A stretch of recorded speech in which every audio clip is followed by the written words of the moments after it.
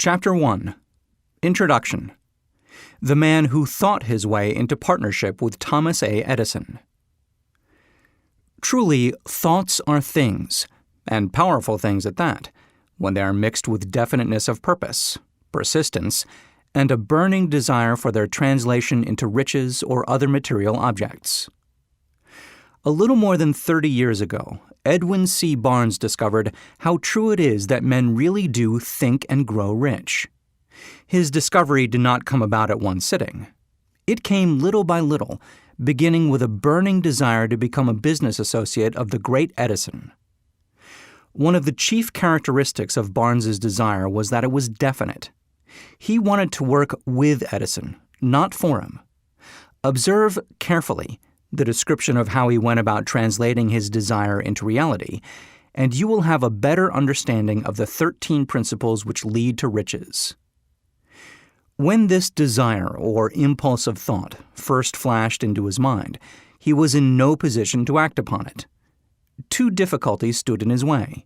He did not know Mr. Edison, and he did not have enough money to pay his railroad fare to Orange, New Jersey. These difficulties were sufficient to have discouraged the majority of men from making any attempt to carry out the desire. But his was no ordinary desire.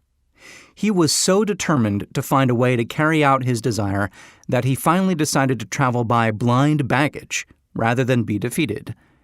To the uninitiated, this means that he went to East Orange on a freight train. He presented himself at Mr. Edison's laboratory and announced he had come to go into business with the inventor. In speaking of the first meeting between Barnes and Edison years later, Mr. Edison said, "He stood there before me, looking like an ordinary tramp, but there was something in the expression of his face which conveyed the impression that he was determined to get what he had come after." I had learned from years of experience with men that when a man really desires a thing so deeply that he is willing to stake his entire future on a single turn of the wheel in order to get it, he is sure to win. I gave him the opportunity he asked for because I saw he had made up his mind to stand by until he succeeded. Subsequent events proved that no mistake was made. Just what young Barnes said to Mr. Edison on that occasion was far less important than that which he thought. Edison himself said so. It could not have been the young man's appearance which got him his start in the Edison office, for that was definitely against him. It was what he thought that counted. If the significance of this statement could be conveyed to every person who hears it, there would be no need for the remainder of this book. Barnes did not get his partnership with Edison on his first interview. He did get a chance to work in the Edison offices, at a very nominal wage, doing work that was unimportant to Edison, but most important to Barnes, because it gave him an opportunity to display his merchandise where his intended partner could see it. Months went by. Apparently nothing happened to bring the coveted goal which Barnes had set up in his mind as his definite major purpose. But something important was happening in Barnes's mind. He was constantly intensifying his desire to become the business associate of Edison. Psychologists have correctly said that when one is truly ready for a thing, it puts in its appearance. Barnes was ready for a business association with Edison. Moreover, he was determined to remain ready until he got that which he was seeking. He did not say to himself, well, what's the use? I guess I'll change my mind and try for a salesman's job. But he did say, I came here to go into business with Edison, and I'll accomplish this end if it takes the remainder of my life. He meant it. What a different story men would have to tell if only they would adopt a definite purpose and stand by that purpose until it had time to become an all-consuming obsession. Maybe young Barnes did not know it at the time, but his bulldog determination, his persistence in standing back of a single desire, was destined to mow down all opposition and bring him the opportunity he was seeking. When the opportunity came, it appeared in a different form and from a different direction than Barnes had expected. That is one of the tricks of opportunity. It has a sly habit of slipping in by the back door, and often it comes disguised in the form of misfortune or temporary defeat. Perhaps this is why so many fail to recognize opportunity. Mr. Edison had just perfected a new office device, known at the time as the Edison dictating machine, now the Ediphone. His salesmen were not enthusiastic over the machine. They did not believe it could be sold without great effort. Barnes saw his opportunity. It had crawled in quietly, hidden in a queer-looking machine which interested no one but Barnes and the inventor. Barnes knew he could sell the Edison dictating machine. He suggested this to Edison and promptly got his chance. He did sell the machine. In fact, he sold it so successfully that Edison gave him a contract to distribute and market it all over the nation. Out of that business association grew the slogan, "Made by Edison and installed by Barnes." The business alliance has been in operation for more than 30 years. Out of it, Barnes has made himself rich in money, but he has done something infinitely greater. He has proved that one really may think and grow rich. How much actual cash that original desire of Barnes's has been worth to him, I have no way of knowing. Perhaps it has brought him $2 or $3 million. But the amount, whatever it is, becomes insignificant when compared with the greater asset he acquired in the form of definite knowledge that an intangible impulse of thought can be transmuted into its physical counterpart by the application of known principles. Barnes literally thought himself into a partnership with the great Edison. He thought himself into a fortune. He had nothing to start with except the capacity to know what he wanted and the determination to stand by that desire until he realized it. He had no money to begin with. He had but little education. He had no influence. But he did have initiative, faith, and the will to win. With these intangible forces, he made himself number one man with the greatest inventor who ever lived. Now, let us look at a different situation and study a man who had plenty of tangible evidence of riches, but lost it because he stopped 3 feet short of the goal he was seeking. 3 feet from gold. One of the most common causes of failure is the habit of quitting when one is overtaken by temporary defeat. Every person is guilty of this mistake at one time or another. An uncle of R.U. Darby was caught by the gold fever in the gold rush days and went west to dig and grow rich. He had never heard that more gold has been mined from the brains of men than has ever been taken from the earth. He staked a claim and went to work with pick and shovel. The going was hard, but his lust for gold was definite. After weeks of labor, he was rewarded by the discovery of the shining ore. He needed machinery to bring the ore to the surface. Quietly, he covered up the mine, retraced his footsteps to his home in Williamsburg, Maryland, told his relatives and a few neighbors of the strike. They got together money for the needed machinery, had it shipped. The uncle and Darby went back to work the mine. The first car of ore was mined and shipped to a smelter. The returns proved they had one of the richest mines in Colorado. A few more cars of that ore would clear the debts. Then would come the big killing in profits. Down went the drills. Up went the hopes of Darby and Uncle. Then something happened. The vein of gold ore disappeared. They had come to the end of the rainbow, and the pot of gold was no longer there. They drilled on, desperately trying to pick up the vein again. All to no avail. Finally, they decided to quit. They sold the machinery to a junkman for a few $100s and took the train back home. Some junkmen are dumb, but not this one. He called in a mining engineer to look at the mine and do a little calculating. The engineer advised that the project had failed because the owners were not familiar with fault lines. His calculations showed that the vein would be found just 3 feet from where the Darbys had stopped drilling. That is exactly where it was found. The junkman took millions of dollars in ore from the mine because he knew enough to seek expert counsel before giving up. Most of the money which went into the machinery was procured through the efforts of R.U. Darby, who was then a very young man. The money came from his relatives and neighbors because of their faith in him. He paid back every dollar of it, although he was years in doing so. Long afterward, Mr. Darby recouped his loss many times over when he made the discovery that desire can be transmuted into gold.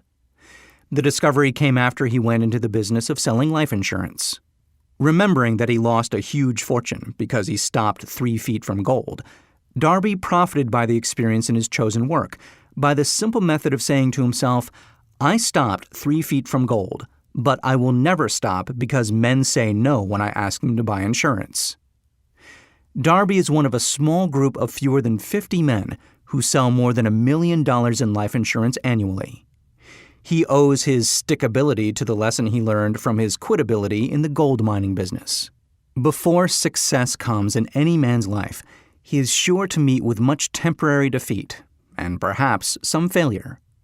When defeat overtakes a man, the easiest and most logical thing to do is to quit. That is exactly what the majority of men do.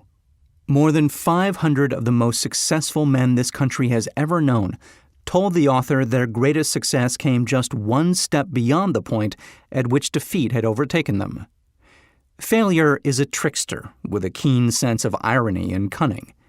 It takes great delight in tripping one when success is almost within reach. A 50-cent lesson in persistence. Shortly after Mr. Darby received his degree from the University of Hard Knocks and had decided to profit by his experience in the gold mining business, he had the good fortune to be present on an occasion that proved to him that no does not necessarily mean no.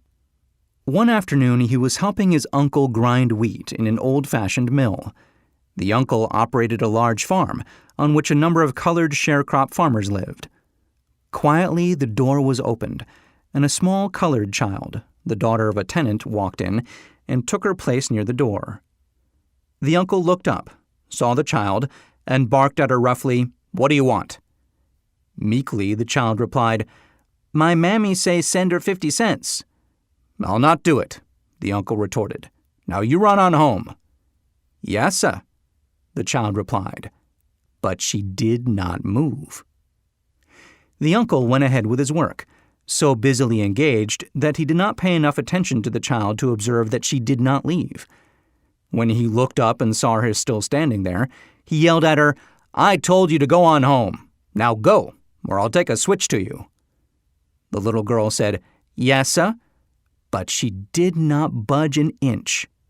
The uncle dropped a sack of grain he was about to pour into the mill hopper, picked up a barrel stave, and started toward the child with an expression on his face that indicated trouble. Darby held his breath. He was certain he was about to witness a murder. He knew his uncle had a fierce temper. He knew that colored children were not supposed to defy white people in that part of the country. When the uncle reached the spot where the child was standing, she quickly stepped forward one step, looked up into his eyes, and screamed at the top of her shrill voice, "My mammy's got to have that 50 cents!" The uncle stopped, looked at her for a minute, then slowly laid the barrel stave on the floor, put his hand in his pocket, took out a $50, and gave it to her. The child took the money and slowly backed toward the door, never taking her eyes off the man whom she had just conquered. After she had gone, the uncle sat down on a box and looked out the window into space for more than 10 minutes. He was pondering with awe over the whipping he had just taken. Mr. Darby, too, was doing some thinking. That was the first time in all his experience that he had seen a colored child deliberately master an adult white person. How did she do it? What happened to his uncle that caused him to lose his fierceness and become as docile as a lamb? What strange power did this child use that made her master over her superior? These and other similar questions flashed into Darby's mind, but he did not find the answer until years later, when he told me the story. Strangely, the story of this unusual experience was told to the author in the old mill, on the very spot where the uncle took his whipping. Strangely, too, I had devoted nearly a quarter of a century to the study of the power which enabled an ignorant, illiterate colored child to conquer an intelligent man. As we stood there in that musty old mill, Mr. Darby repeated the story of the unusual conquest, and finished by asking, "What can you make of it? What strange power did that child use that so completely whipped my uncle?" The answer to his question will be found in the principles described in this audiobook. The answer is full and complete. It contains details and instructions sufficient to enable anyone to understand and apply the same force which the little child accidentally stumbled upon. Keep your mind alert, and you will observe exactly what strange power came to the rescue of the child. You will catch a glimpse of this power in the next chapter. Somewhere in the audiobook, you will find an idea that will quicken your receptive powers and place at your command, for your own benefit, this same irresistible power. The awareness of this power may come to you in the first chapter, or it may flash into your mind in some subsequent chapter. It may come in the form of a single idea, or it may come in the nature of a plan or a purpose. Again, it may cause you to go back into your past experiences of failure or defeat and bring to the surface some lesson by which you can regain all that you lost through defeat. After I had described to Mr. Darby the power unwittingly used by the little colored child, he quickly retraced his 30 years of experience as a life insurance salesman and frankly acknowledged that his success in that field was due in no small degree to the lesson he had learned from the child. Mr. Darby pointed out, "Every time a prospect tried to bow me out without buying, I saw that child standing there in the old mill, her big eyes glaring in defiance, and I said to myself, I've got to make this sale. The better portion of all sales I have made were made after people had said no." He recalled, too, his mistake in having stopped only 3 feet from gold. But, he said, that experience was a blessing in disguise. It taught me to keep on keeping on, no matter how hard the going may be, a lesson I needed to learn before I could succeed in anything. This story of Mr. Darby and his uncle, the colored child and the gold mine, doubtless will be read by hundreds of men who make their living by selling life insurance. And to all of these, the author wishes to offer the suggestion that Darby owes to these 2 experiences his ability to sell more than $1 million of life insurance every year. Life is strange and often imponderable. Both the successes and the failures have their roots in simple experiences. Mr. Darby's experiences were commonplace and simple enough, yet they held the answer to his destiny in life. Therefore, they were as important, to him, as life itself. He profited by these 2 dramatic experiences because he analyzed them and found the lesson they taught. But what of the man who has neither the time nor the inclination to study failure in search of knowledge that may lead to success? Where and how is he to learn the art of converting defeat into stepping stones to opportunity? In answer to these questions, this book was written. The answer called for a description of 13 principles. But remember, as you listen, the answer you may be seeking to the questions which have caused you to ponder over the strangeness of life may be found in your own mind through some idea, plan, or purpose which may spring into your mind as you read. One sound idea is all that one needs to achieve success. The principles described in this program contain the best and the most practical of all that is known concerning ways and means of creating useful ideas. Before we go any further in our approach to the description of these principles, we believe you are entitled to receive this important suggestion. When riches begin to come, they come so quickly, in such great abundance, that one wonders where they have been hiding during all those lean years. This is an astounding statement, and all the more so when we take into consideration the popular belief that riches come only to those who work hard and long. When you begin to think and grow rich, you will observe that riches begin with a state of mind, with definiteness of purpose, with little or no hard work. You and every other person ought to be interested in knowing how to acquire that state of mind which will attract riches. I spent 25 years in research, analyzing more than 25,000 people, because I too wanted to know how wealthy men become that way. Without that research, this book could not have been written. Here take notice of a very significant truth, viz., the business depression started in 1929 and continued on to an all-time record of destruction until sometime after President Roosevelt entered office. Then the depression began to fade into nothingness. Just as an electrician in a theater raises the lights so gradually that darkness is transmuted into light before you realize it, so did the spell of fear in the minds of the people gradually fade away and become faith.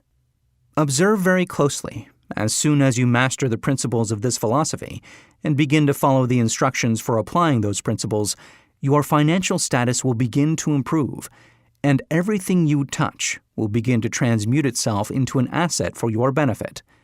Impossible? Not at all. One of the main weaknesses of mankind is the average man's familiarity with the word impossible. He knows all the rules which will not work. He knows all the things which cannot be done. This book was written for those who seek the rules which have made others successful and are willing to stake everything on those rules. A great many years ago, I purchased a fine dictionary. The first thing I did with it was to turn to the word impossible and neatly clip it out of the book. That would not be an unwise thing for you to do. Success comes to those who become success conscious. Failure comes to those who indifferently allow themselves to become failure conscious. The object of this audiobook is to help all who seek it to learn the art of changing their minds from failure consciousness to success consciousness. Another weakness found in altogether too many people is the habit of measuring everything and everyone by their own impressions and beliefs. Some who will hear this will believe that no one can think and grow rich. They cannot think in terms of riches because their thought habits have been steeped in poverty, want, misery, failure, and defeat. These unfortunate people remind me of a prominent Chinese who came to America to be educated in American ways. He attended the University of Chicago. One day, President Harper met this young Oriental on the campus, stopped to chat with him for a few minutes, and asked what had impressed him as being the most noticeable characteristic of the American people. "Why," the Chinaman exclaimed, "the queer slant of your eyes. Your eyes are off slant." What do we say about the Chinese? We refuse to believe that which we do not understand. We foolishly believe that our own limitations are the proper measure of limitations. Sure, the other fellow's eyes are off slant because they are not the same as our own. Millions of people look at the achievements of Henry Ford after he has arrived and envy him because of his good fortune, or luck, or genius, or whatever it is that they credit for Ford's fortune. Perhaps one person in every 100,000 knows the secret of Ford's success, and those who do know are too modest or too reluctant to speak of it because of its simplicity. A single transaction will illustrate the secret perfectly. A few years back, Ford decided to produce his now famous V8 motor. He chose to build an engine with the entire 8 cylinders cast in one block, and instructed his engineers to produce a design for the engine. The design was placed on paper, but the engineers agreed to a man that it was simply impossible to cast an 8-cylinder gas engine block in one piece. Ford said, "Produce it anyway." But, they replied, "It's impossible." "Go ahead," Ford commanded, "and stay on the job until you succeed, no matter how much time is required." The engineers went ahead. There was nothing else for them to do if they were to remain on the Ford staff. 6 months went by. Nothing happened. Another 6 months passed, and still nothing happened. The engineers tried every conceivable plan to carry out the orders, but the thing seemed out of the question. Impossible. At the end of the year, Ford checked with his engineers, and again they informed him they had found no way to carry out his orders. "Go right ahead," said Ford. "I want it, and I'll have it." They went ahead, and then, as if by a stroke of magic, the secret was discovered. The Ford determination had won once more. This story may not be described with minute accuracy, but the sum and substance of it is correct. Deduce from it, you who wish to think and grow rich, the secret of the Ford millions if you can. You'll not have to look very far. Henry Ford is a success because he understands and applies the principles of success. One of these is desire, knowing what one wants. Remember this Ford story as you listen, and pick out the lines in which the secret of his stupendous achievement have been described. If you can do this, if you can lay your finger on the particular group of principles which made Henry Ford rich, you can equal his achievements in almost any calling for which you are suited. You are the master of your fate, the captain of your soul, because when Henley wrote the prophetic lines, "I am the master of my fate, I am the captain of my soul," he should have informed us that we are the masters of our fate, the captains of our souls, because we have the power to control our thoughts. He should have told us that the ether in which this little earth floats, in which we move and have our being, is a form of energy moving at an inconceivably high rate of vibration, and that the ether is filled with a form of universal power which adapts itself to the nature of the thoughts we hold in our minds, and influences us, in natural ways, to transmute our thoughts into their physical equivalent. If the poet had told us of this great truth, we would know why it is that we are the masters of our fate, the captains of our souls. He should have told us with great emphasis that this power makes no attempt to discriminate between destructive thoughts and constructive thoughts, that it will urge us to translate into physical reality thoughts of poverty, just as quickly as it will influence us to act upon thoughts of riches. He should have told us, too, that our brains become magnetized with the dominating thoughts which we hold in our minds, and by means with which no man is familiar, these magnets attract to us the forces, the people, the circumstances of life which harmonize with the nature of our dominating thoughts. He should have told us that before we can accumulate riches in great abundance, we must magnetize our minds with intense desire for riches, that we must become money-conscious until the desire for money drives us to create definite plans for acquiring it. But, being a poet and not a philosopher, Henley contented himself by stating a great truth in poetic form, leaving those who followed him to interpret the philosophical meaning of his lines. Little by little, the truth has unfolded itself, until it now appears certain that the principles described in this audiobook hold the secret of mastery over our economic fate. We are now ready to examine the first of these principles. Maintain a spirit of open-mindedness, and remember as you listen, they are the invention of no one man. The principles were gathered from the life experiences of more than 500 men who actually accumulated riches in huge amounts, men who began in poverty, with but little education, without influence. The principles worked for these men. You can put them to work for your own enduring benefit. You will find it easy, not hard to do.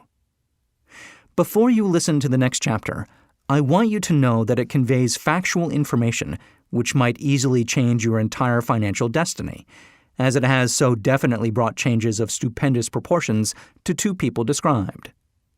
I want you to know also that the relationship between these two men and myself is such that I could have taken no liberties with the facts, even if I had wished to do so. One of them has been my closest personal friend for almost 25 years. The other is my own son. The unusual success of these two men, success which they generously accredit to the principle described in the next chapter, more than justifies this personal reference as a means of emphasizing the far-flung power of this principle. Almost 15 years ago, I delivered the commencement address at Salem College, Salem, West Virginia. I emphasized the principle described in the next chapter with so much intensity that one of the members of the graduating class definitely appropriated it and made it a part of his own philosophy. The young man is now a member of Congress and an important factor in the present administration. Just before this book went to the publisher, he wrote me a letter in which he so clearly stated his opinion of the principle outlined in the next chapter that I have chosen to publish his letter as an introduction to that chapter. It gives you an idea of the rewards to come. My dear Napoleon, my service as a member of Congress having given me an insight into the problems of men and women, I am writing to offer a suggestion which may become helpful to thousands of worthy people. With apologies, I must state that the suggestion, if acted upon, will mean several years of labor and responsibility for you, But I am enheartened to make the suggestion because I know your great love for rendering useful service. In 1922, you delivered the commencement address at Salem College, when I was a member of the graduating class. In that address, you planted in my mind an idea which has been responsible for the opportunity I now have to serve the people of my state, and will be responsible, in a very large measure, for whatever success I may have in the future. The suggestion I have in mind is that you put into a book the sum and substance of the address you delivered at Salem College, and in that way give the people of America an opportunity to profit by your many years of experience and association with the men who, by their greatness, have made America the richest nation on earth.